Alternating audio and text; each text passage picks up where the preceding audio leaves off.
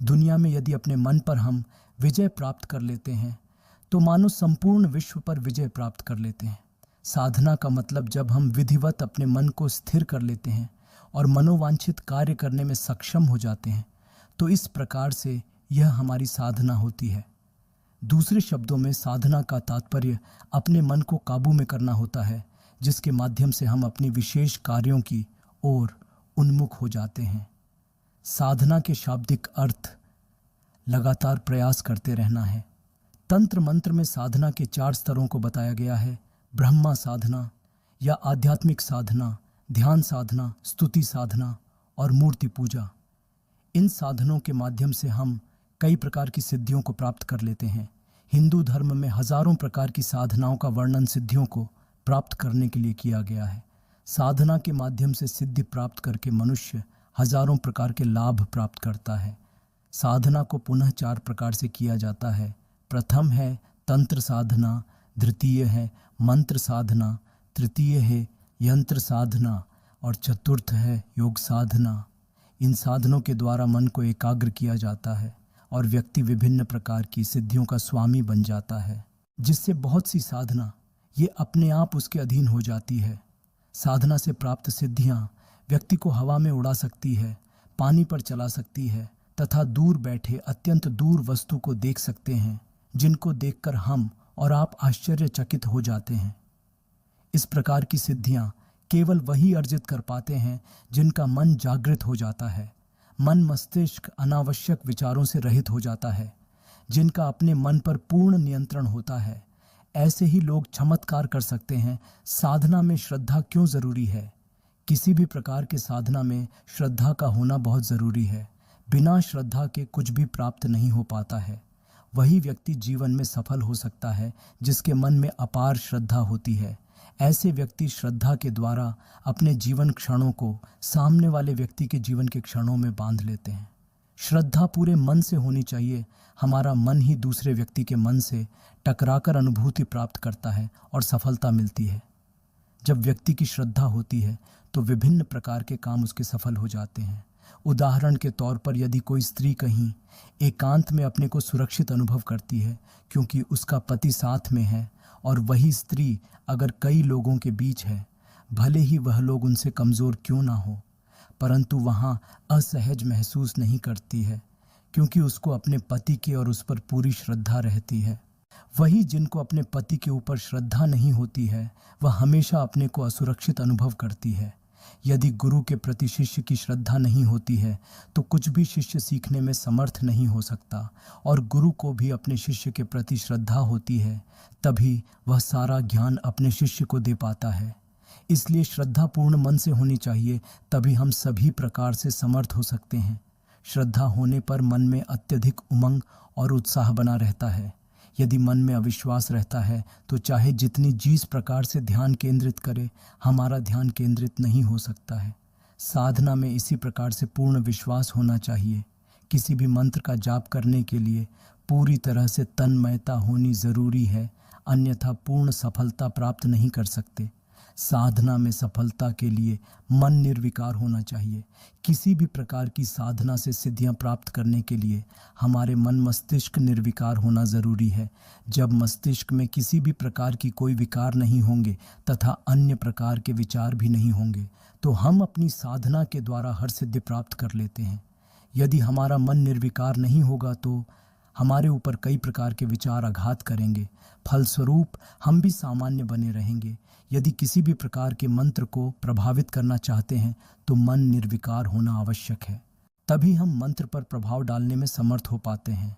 साधारण बने और अपने पर गर्व बिल्कुल ना करें। किसी भी व्यक्ति के जीवन में सबसे बड़ा शत्रु उसका घमंड होता है। घमंड आदमी को निर्बल बना देता है। ठीक यही स्थिति साधना में भी होती है। साधना में कभी भी किसी प्रकार का घमंड नहीं करना चाहिए, बल्कि आप यह सोचें कि जिस साधना या सिद्धि को हम प्राप्त कर रहे हैं, इससे पहले भी कई लोगों ने इसे प्राप्त कर लिया है और हमसे ज़्यादा ऊंचे स्तर पर लोगों ने ध्यान प्राप्त किया है। जब इस तरह का विचार आपके मन में रहेगा तो आपको उपलब्धि प्राप्त होगी। बिना घमंड के आदमी संतुष्ट रह सकता है, और मन निर्मल हो सकता है। बेचैन मन कभी भी कोई कार्य करने में सफल नहीं हो सकता। आध्यात्मिक साधना क्या है? आध्यात्मिक साधना का मतलब है कि व्यक्ति को अपने जीवन में ऐसे परिवर्तन करना है जिससे वह संपूर्ण सत्य को जानने और ईश्वर के तुल्य बनने में समर्थ हो जाता है। आध्यात्मिक साधना का मूल उद्देश्य है कि व्यक्ति का संपूर्ण शरीर या एक एक अंग ईश्वर की प्राप्ति करे या उसके तुल्य हो जाए। आध्यात्मिक साधना ज्ञान मार्ग, कर्म मार्ग और भक्ति मार्ग में बांटी गई है। पहला है ज्ञान मार्ग क्या है? मनुष्य सांसारिक जीवन में मोह माया में फंस जाता है।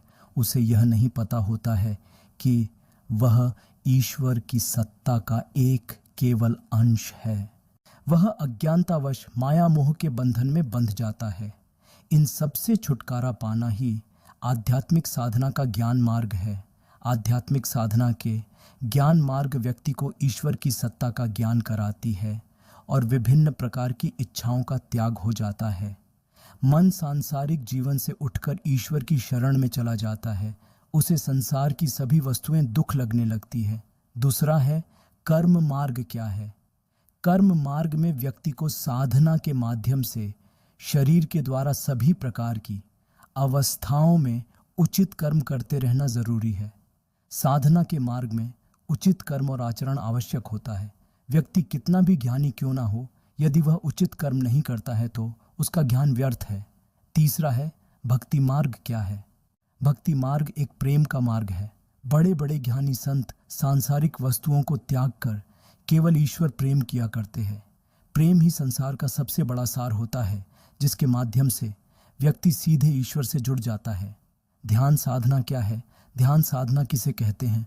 साधना का तात्पर्य है कि व्यक्ति अपनी मनोदशा को पूर्ण रूप से एकाग्र करना होता है। अर्थात जब हम अपने मन को पूर्ण रूप से नियंत्रित कर लेते हैं तो हमारी सभी मन की इच्छा पूर्ण हो जाती है। ध्यान साधना के अंतर्गत हम तब तक वह करते रहते हैं जब तक हम पूरी तरह से वैसा करने में समर्थ नहीं हो जाते जैसा हम चाहते हैं। यही ध्यान साधना है।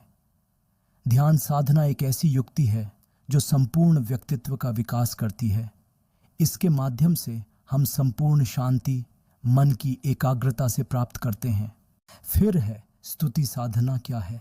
स्तुति ईश्वर भक्तों द्वारा अपने इष्ट देव का गुणगान किया जाता है। हम अपने ईश्वर का स्वरूप, उसकी महिमा तथा उसकी शक्तियों के विषय में गुणगान करते हैं और निरंतर आस्था रखकर उसको पाने का प्रयास करते हैं। हम अपने इष्ट देव से यह प्रार्थना करते हैं कि हमें हमारी इच्छाओं के अनुरूप फल प्राप्ति हो। ईश्वर की स्तुति प्रार्थना, भजन, कीर्तन तथा सत्संग के माध्यम से भी की जाती है। मूर्ति पूजा क्या है? आध्यात्मिक साधना से सिद्धियों को प्राप्त करने के लिए साधक मूर्ति के सामने पूजा करता है और अपने इष्ट देव को याद करता है, उसका गुणगान करता है तथा मन ही मन अपनी मनोकामना को पूर्ण करने की इच्छा अपने इष्ट देव से करता है। किसी पत्थर, मिट्टी या अन्य चीज़ों से हम अपने इष्ट देव की प्रतिमा तैयार करते हैं और उसमें सर्वगुण संपन्न परमात्मा की छवि को देखते हैं। तंत्र साधना क्या है? तंत्र साधना से व्यक्ति अपने अंदर कई तरह की रहस्यमय शक्तियों को जान सकता है और आत्मशक्ति का विकास करता है। तंत्र साधना एक प्रकार की रहस्यमय साधना होती है। इसके बारे में और ऐसी कई साधनाओं के बारे में हम इस वीडियो में आपको आगे बताएंगे। मंत्र साधना क्या है? मंत्र साधना एक ऐसी साधना है जिसके द्वारा सांसारिक बाधाओं को तोड़कर आध्यात्मिकता की ओर बढ़ते हैं और किसी भी प्रकार की समस्या को हम हल कर सकते हैं। मंत्रों का जाप करके अपने अंदर के समस्त विकारों को निकाल देते हैं और मन मस्तिष्क में एक नई ऊर्जा का संचार होता है। मंत्रों के द्वारा हम विभिन्न प्रकार की समस्याओं को दूर कर लेते हैं। यंत्र साधना क्या है? साधना में कोई भी व्यक्ति अपने यंत्र को ध्यान देते हुए संपूर्ण ब्रह्मांड के विस्तार को अनुभव करता है। जब वह पूर्ण रूप से उसी में लिप्त हो जाता है तो उसे ब्रह्मांड और स्वयं का अर्थात लोक परलोक या लौकिक पारलौकिक में अंतर नहीं दिखाई देता है। योग साधना क्या है? योग साधना एक ऐसी साधना है जिसके माध्यम से हम आत्मज्ञ बनते हैं। यह साधना पूर्ण रूप से संयमित होकर करने से विभिन्न प्रकार की सत्यता का ज्ञान होता है। योग साधना जीवन को सुख, शांति और आनंद देती है। आत्मा और परमात्मा से मिलन करने का एक माध्यम होता है। योग से ही हमारा शरीर स्वस्थ और निरोगी होता है और शरीर में नई ऊर्जा का संचार होता रहता है। तो दोस्तों, आशा करता हूँ कि आप लोगों को हमारी ये वीडियो अच्छी लगी होगी। तो वीडियो को लाइक करें, अपने ग्रुप सर्कल में शेयर करें और यूट्यूब चैनल ब्रह्म ऋषि को सब्सक्राइब करें।